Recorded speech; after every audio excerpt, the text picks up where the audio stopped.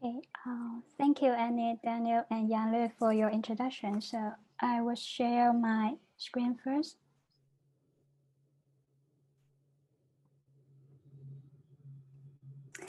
Okay, good afternoon, everyone. Welcome to my presentation today.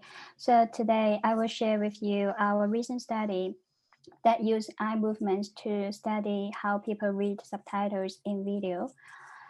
This presentation is based on a recent publication with Dr. Lily Yu, Professor Eric Reichel, and Professor Jan-Louis Kruger.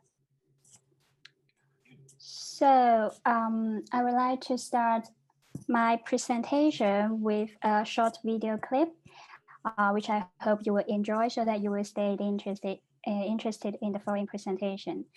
Okay.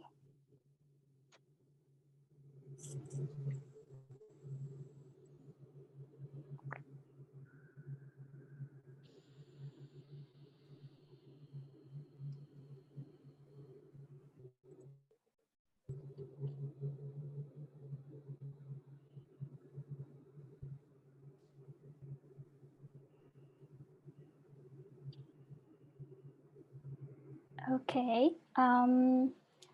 I hope, I don't know how you feel about this video, but personally, as a second language user of English, when I first watched this video, I didn't quite enjoy it very much.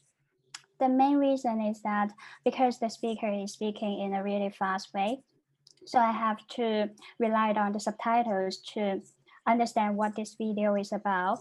However, as you will notice, these subtitles are displayed at a really fast speed. And I found it really difficult to follow those fast subtitles while at the same time having to keep monitoring the images that are constantly changing in the background video. So this personal frustrating experience of reading fast subtitles is actually what motivates my interest in the studying of subtitles in video, because I'm curious about how people can read subtitles that are displayed so fast while at the same time having to watch the background video. And I realized that I'm not the only one who are interested in this question, because when I search online for answers to the question about how people can read subtitles so fast, actually I realized that many people have asked the same question or similar question on the forum, and I would like to share with you a very interesting answer. So this image, as you can see, it says, when they ask how I read subtitles so far, my reaction is as shown in the picture. So it indicates that I got fidget spinners in my eyes. Of course, I can read fast.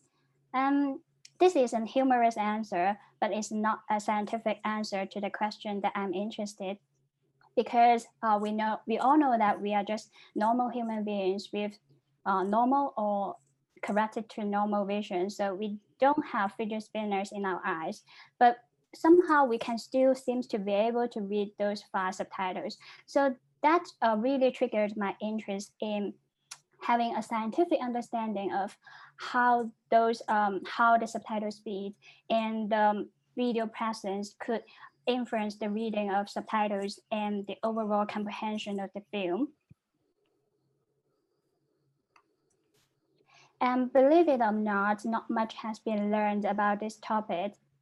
And for that reason, different companies in different countries have different recommendations for acceptable subtitling speeds in their guidelines.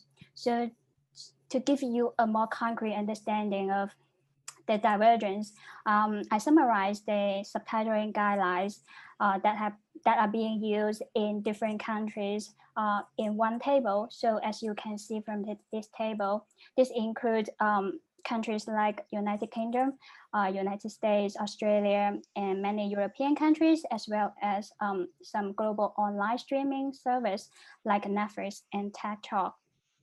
So we can see that there is indeed a wide range of acceptable subtitle speeds in their guidelines, which can go as low as 10 characters per second to as far as 21 characters per second. And in real life situations, like the video I just showed you, which is downloaded from YouTube, actually many subtitles exceed 21 character per second. Some even go to like a 25 character per second. So that is really necessary to understand like how those fast subtitle speed can influence the reading of subtitles and our comprehension of the overall film. And our investigation of the influence of subtitle speed also raised a bunch of very interesting theoretical questions related to, for example, the eye movement control during reading. Because we know that during reading, there are basically two types of control of eye movements. One is the local control, which means the decisions about when and where to move the eyes are moderated by ongoing lexical and post-lexical processing. Whereas another type of control, which is global control, indicates that eye movements are largely guided by parameters that control the overall rate at which the eyes progress through the task. So by manipulating the subtitle speed and as well as the presence of the concurrent video, we stand to understand how the increasing task demands might affect the balance between these two types of eye movement control mechanism of eye movements in a context of reading subtitles in video. And this study also have important educational or pedagogical implications because our findings can resolve a myth in multimedia learning. That is whether subtitles can actually help or do they actually harm our comprehension and learning. Because there seems to be a paradox here. On the one hand, we know that reading is a really demanding task because it really requires your focused attention. So arguably, attention can only be allocated to one word or one object at any given time.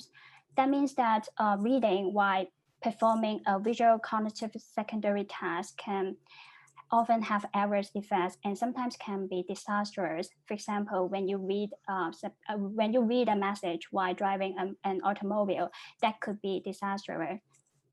However, there is a paradox here because reading is supposed to help learning when we watch subtitle films, because subtitles have been widely used as a language tool to help students to understand the video, especially for those who are watching the film in their second language. So our study here can contribute to a better understanding of the effects of subtitles on the comprehension of the film or the overall learning performance.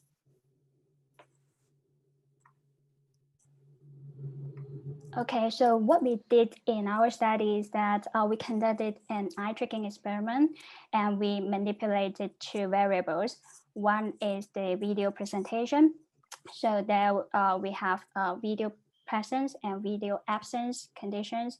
And we also manipulate the subtitle speed as 3 levels. At the lowest is 12 characters per second, and then go to 20 characters per second, and the highest one is 28 characters per second. So each participant, you have to watch the videos in all 6 different conditions. And these 6 conditions will counterbalance by a Latin square design so that each participant will encounter all the conditions in a randomized order, but will only read a given set of subtitles only once. And 31 native English speakers participate in our experiment. So in terms of the stimuli, we use 6 self-contained video clips from the BBC documentary series Planet Earth, and we remove the soundtracks because we want to eliminate the influence of audio input on subtitle reading. And it's also necessary because so that the audio will not be asynchronous with the subtitle because the subtitles rate was manipulated. And for each video, we create 3 sets of subtitles at 3 speed conditions. So we first render the lowest speed condition and then incrementally increase the rate to render the fast speed condition.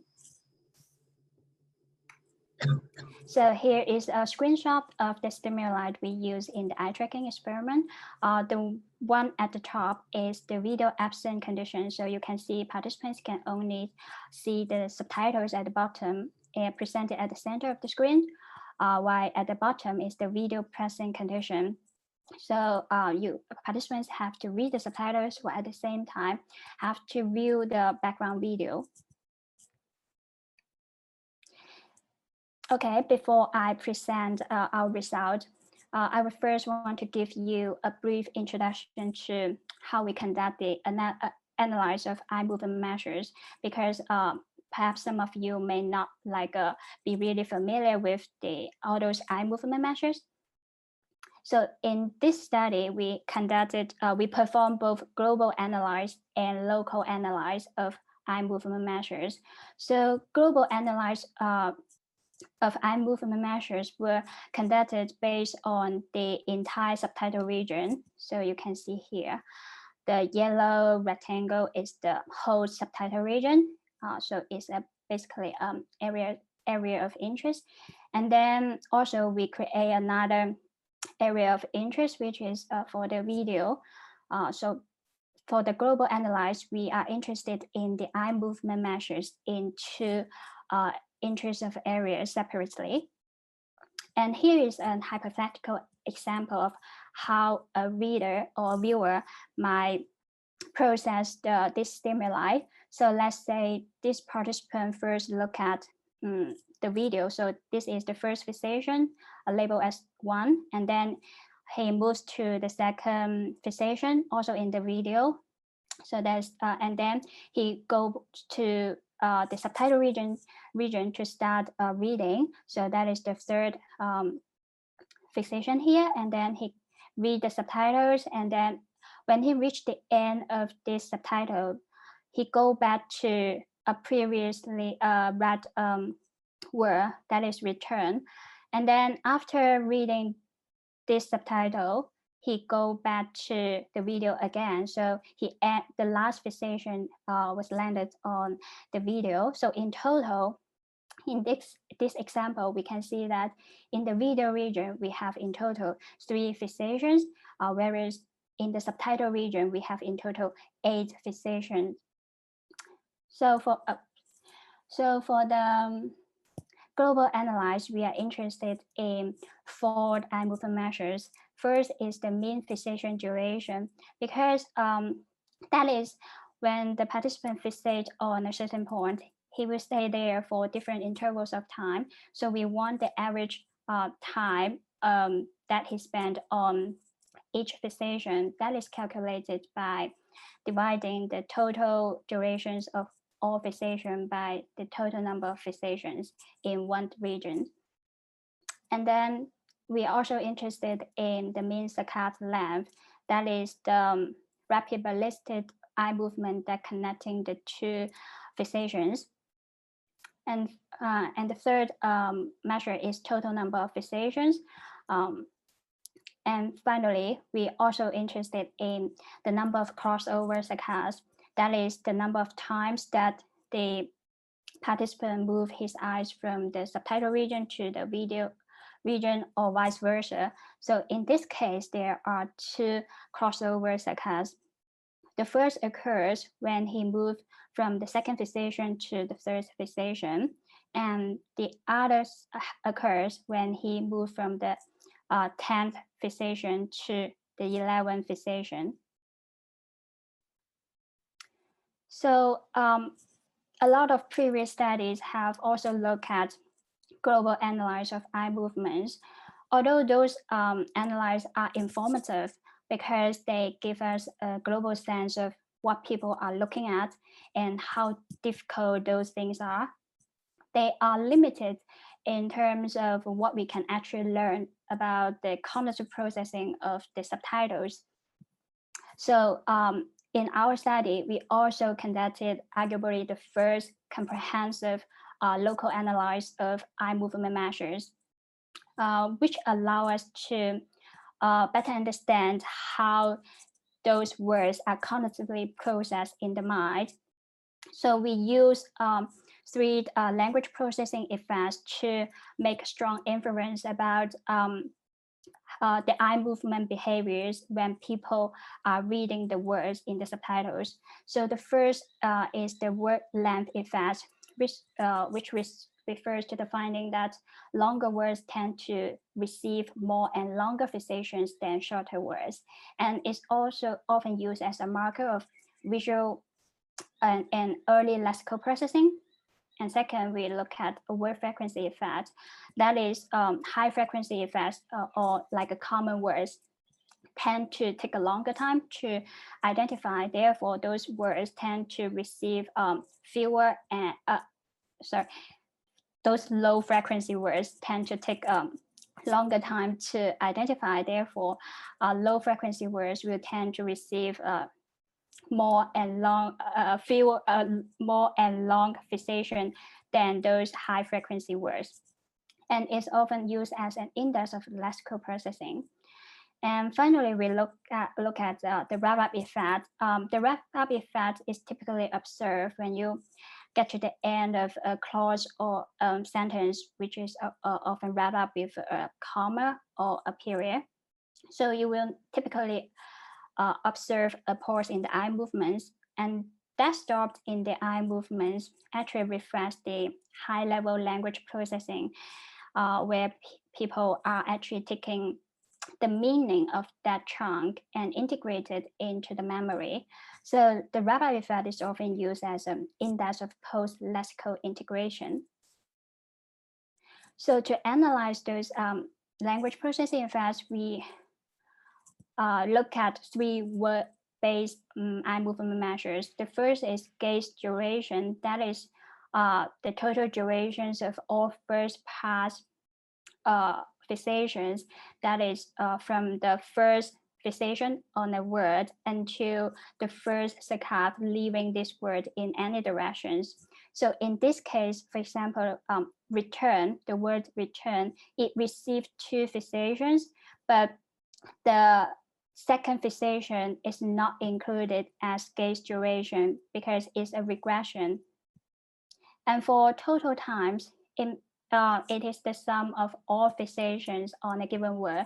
So for the word return, it has two fixations, both the fixation 6 and 10 will be included as total in the calculation of total times.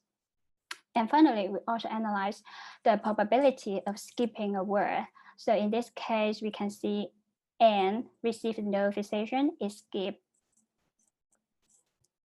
Okay, I hope that you have a better understanding of how those eye movement measures are analyzed in this study. So here comes the result. First is the comprehension. As can be seen from the figure on the right, comprehension overall improved with presentation of video, that is the lines with circles.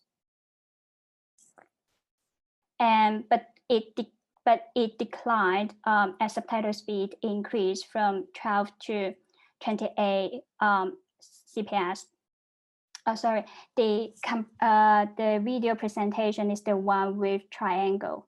So comprehension improved with the presentation of video compared to without video.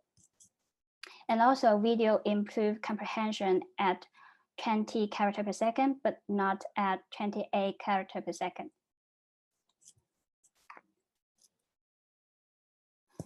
And in terms of the global analysis of eye movements, the overall pattern can be seen from this figure. So the first figure, figure A, is average fixation durations.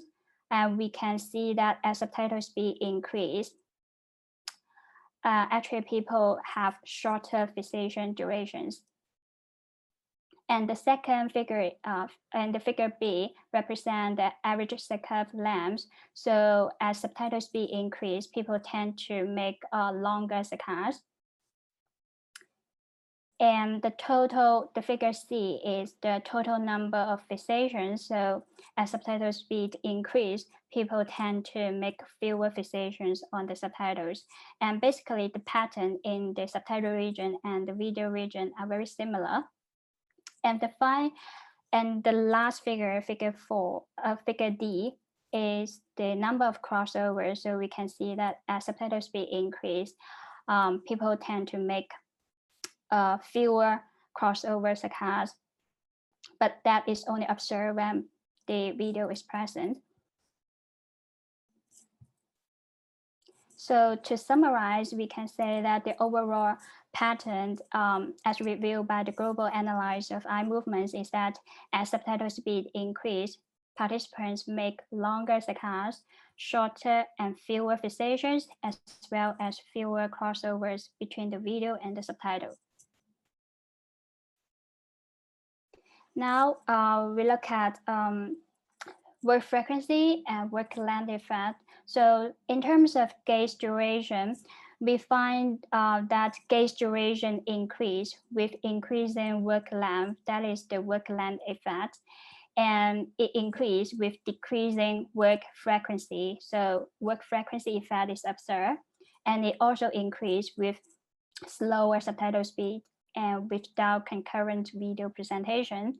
So that means that the presence of work length effect and work frequency effect indicate that our participants are engaged in lexical processing even when the subtitle speed are displayed very fast. And in terms of total times, we observe a very similar pattern, that is the total times increase with increasing work length, decreasing work frequency, decreasing the subtitle speed, and when the video was absent. However, we also observed that the work frequency effect was moderated by the subtitle speed as well as the video present. That is, the work frequency effect was more pronounced when the video was present. So on the left figure here, you can see that the video absent condition is represented by the line with circles, while the video present is the line with triangle. So we can see that the word frequency effect was more pronounced when the video was present. And we also observed that the word frequency effect decreased as subtitle speed increased. So the subtitle speed the lowest subtitle speed is the one with the darkest shading. And we can see that the word frequency effect decreased when the subtitle speed increased from 12 to 28. And in terms of the Workland effect, it was reduced with video and faster subtitles, as can be seen on the left figure here.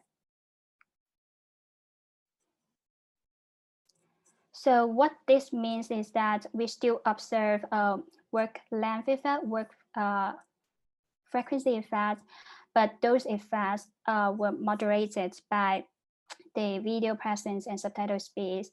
That means that people tend to be less sensitive to those linguistic variables such as word frequency and word length.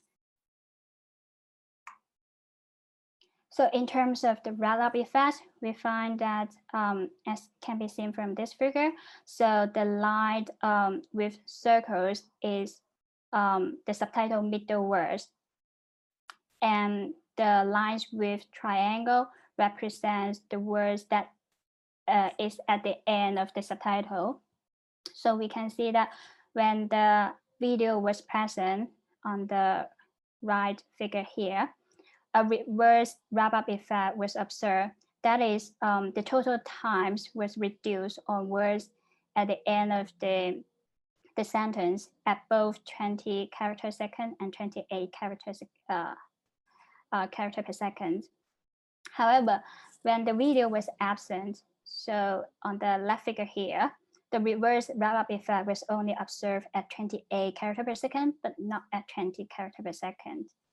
And finally, we observe that, as can be seen here, a normal wrap-up effect, that is the total times at the ending subtitle ending words were longer than the subtitle middle words, was observed at the lowest subtitle speed when the video was absent.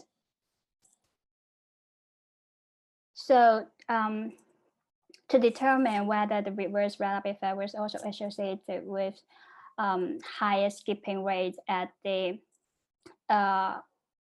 fastest subtitle speed conditions, we also look at the skipping probability. So we find that overall, there is a higher skipping rate on words when the subtitles were fast and when the video was present.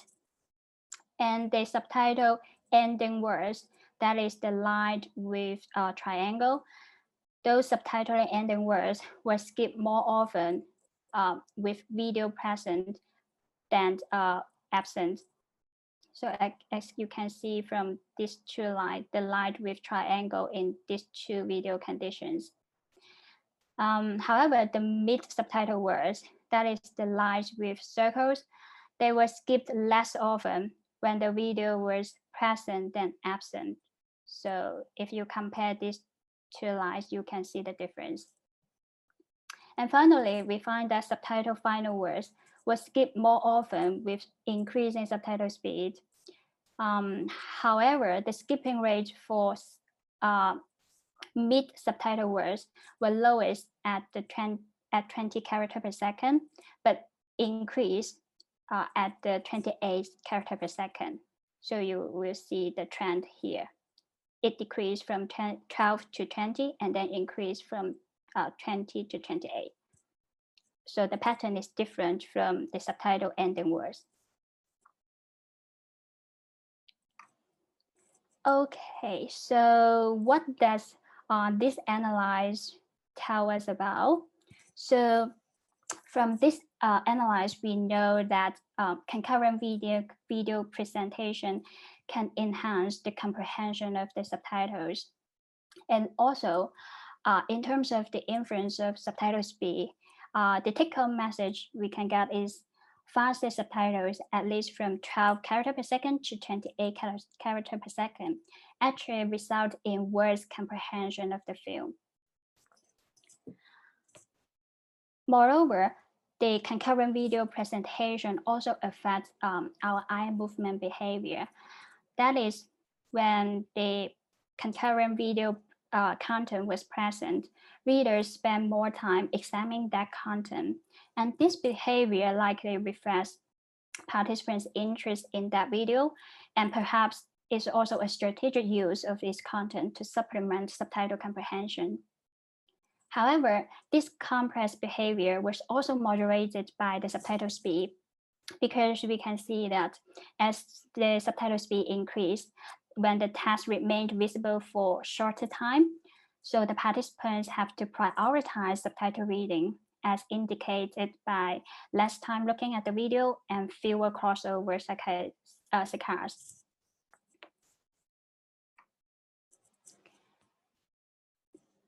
In terms of the implication that this study have for our understanding of eye movement control during reading, we find that eye movements during subtitle reading are largely under local or cognitive control, which is consistent with the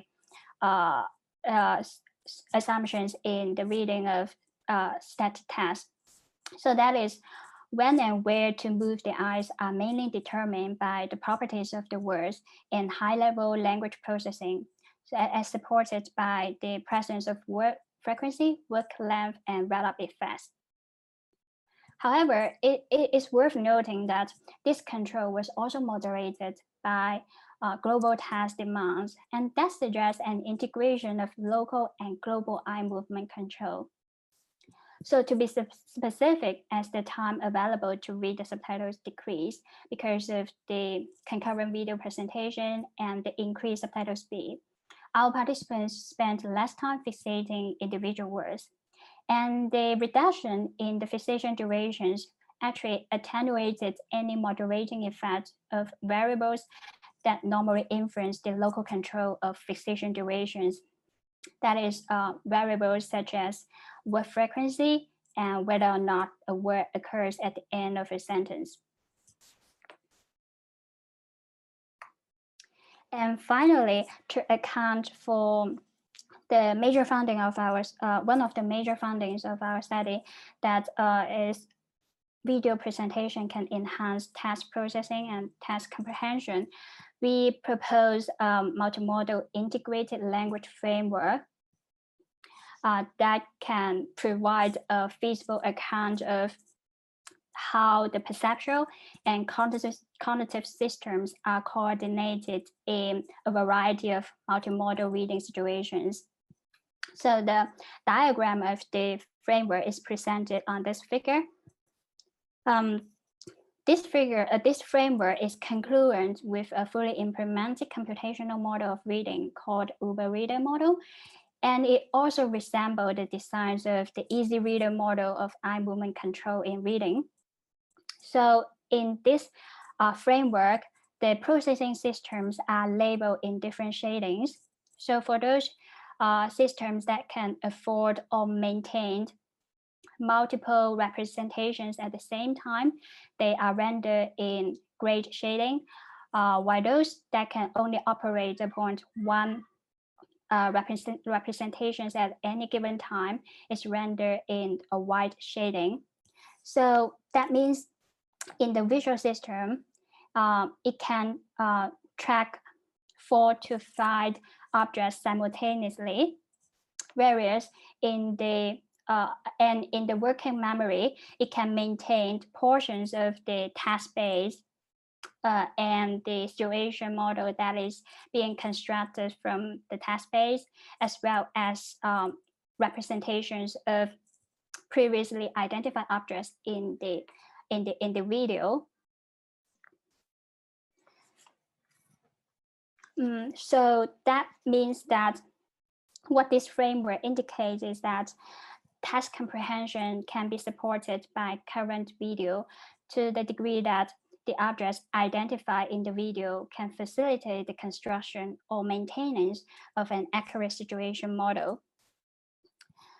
A key assumption of this framework is that the capacity to track previously identified objects simultaneously allows the person watching the video to read the subtitles at the same time, and therefore he can exploit any redundancies between the video and the background, exploit any redundancies that exist between the subtitles and the background video.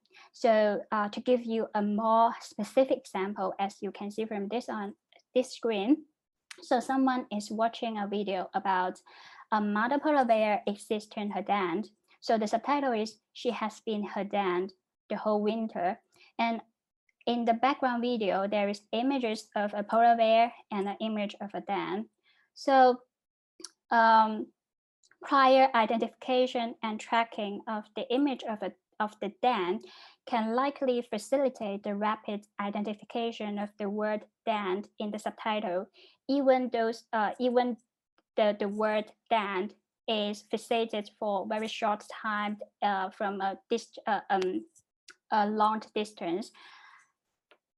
So this framework provides a very nice account of the current finding in our study, and we believe that we continue to modify, improve this framework to account for the influence of other input on subtitle reading, such as the audio input.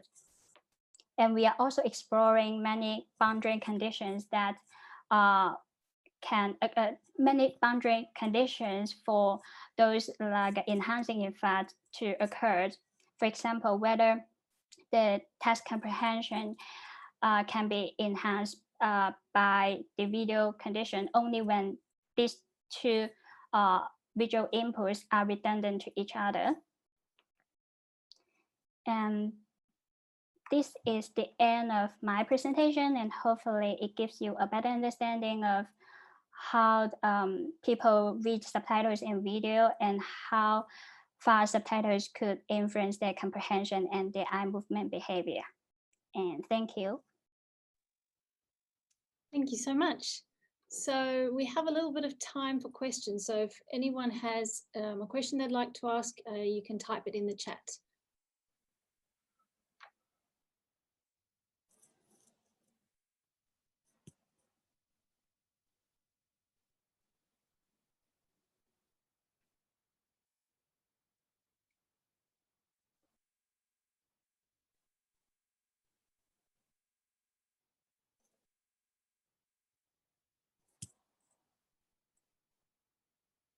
Okay, so we have a question from Max, and he's asking, how was comprehension measured? For each video clip, we designed 8 comprehension questions that are derived from subtitles only. And those questions have 3 alternative answers. And we admit that this may not be a very comprehensive way to measure comprehension, but it indeed gives us some basic information about how people can understand the video. Great, thank you. And we have another question from Anne Castles. I'm curious about your speculation about how the findings would be affected by having audio. I understand why you didn't include it here, but of course, we usually have both audio and video when subtitles are involved. So yeah, what do you think would happen when there was audio was present as well? That is yeah, actually in our another study, we actually look at the influence of auditory input on the reading of subtitles in the presence and absence of video. And the preliminary result is that the language of the auditory input can indeed affect how people read subtitles or can influence their reliance on subtitles. So for example, in our study, we manipulate the language of the audio. So one is that participants read the subtitles in their second language, but have their audio input in first language. And also we compare the group of participants that read second language subtitles, but have the audio also in the second language, in their second language. And we find that when they have their first language in the auditory input, they will reduce their reliance on the reading of subtitles compared to when they, and also when they have second language auditory input, they will have a stronger relapse effect compared to no auditory input is provided. That makes sense because when there's no auditory input there, because the subtitles are in the second language, perhaps the participants find it really difficult to understand the subtitle, and that's why there is like not a very strong relapse effect occur. But when the auditory input is provided, they sort of have some type of support from the audio, which allow them to have a deeper processing of the subtitles. And that's why we observe a stronger relapse effect in the reading of second language subtitles. Oh, fantastic, thank you. Yeah. So we have another question from Nick Badcock. I wondered whether you had any formal or anecdotal feedback from participants about enjoyment, pleasure, or exhaustion. 28 characters per second feels frantic, so this might end up being individual differences variable related to comprehension and future use or avoidance of subtitles. We did not have the survey of participant feedback on their real experience, although we have the survey about their habits of watching films with subtitles. So in this study, our participants are all familiar with the reading of subtitles, but in terms of the use of 28 character per second here, we know that it may be a little bit too fast compared to what we actually encounter in our real life situation. But the main purpose in our study is to determine how people can adapt their eye movement behaviors to cope with the increase in task demand. So we introduced the very fast subtitle speed to really push the boundary where they have to make certain adaptations to the eye movement behavior. For example, inducing like a task skimming. So the strategies they adopt to accommodate the task demand is what we are really interested in this study. Okay, so yeah, so you're looking at how they change their behavior based on how fast the subtitles are. Yes. Okay, so then I think Anne and Jen had the same question, which was whether the study leads to any recommendations for like an optimal speed of subtitle presentation.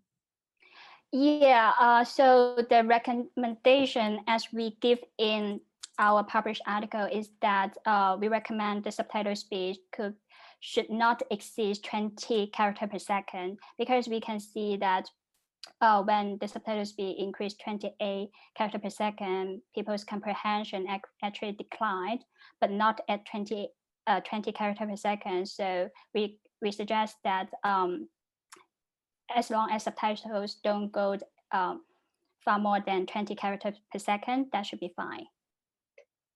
Great, thank you. Can I just add there onto that it very much depends on the audience.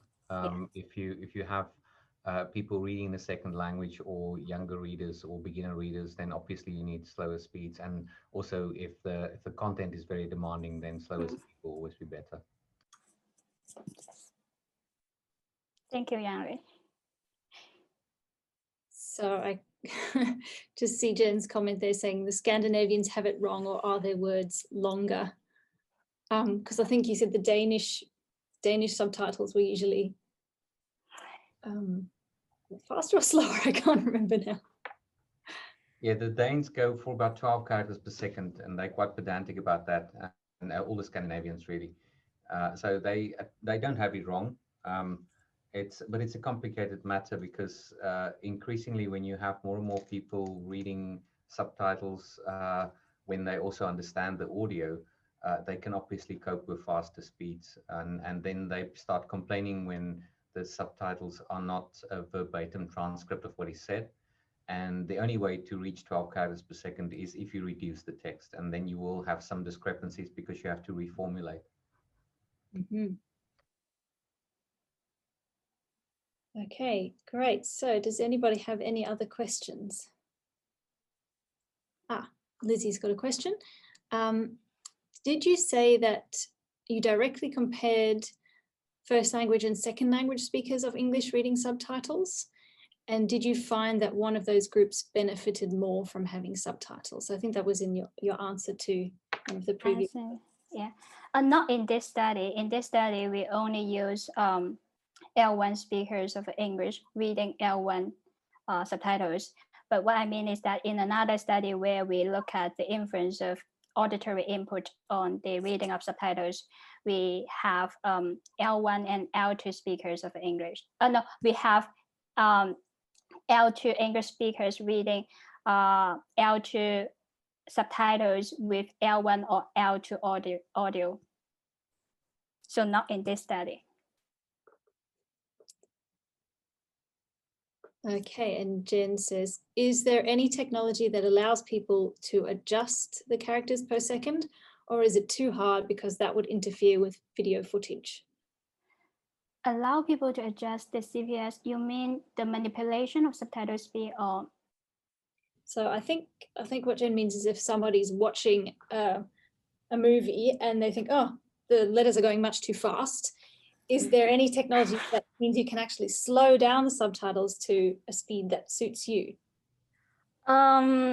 If you want to if you want to manipulate the subtitle speed, you can do it via AJSub, a software that is free software, subtitling software you can use download online. That is how we manipulate the subtitle speed in this study.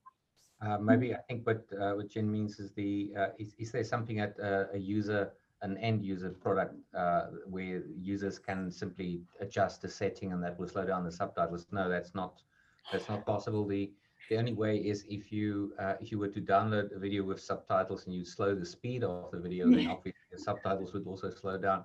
But there's no technology at the moment that will allow you to slow down the presentation speed, unless it's been subtitled at 2 different speeds and you can choose between those speeds. Yeah. Okay, any more questions?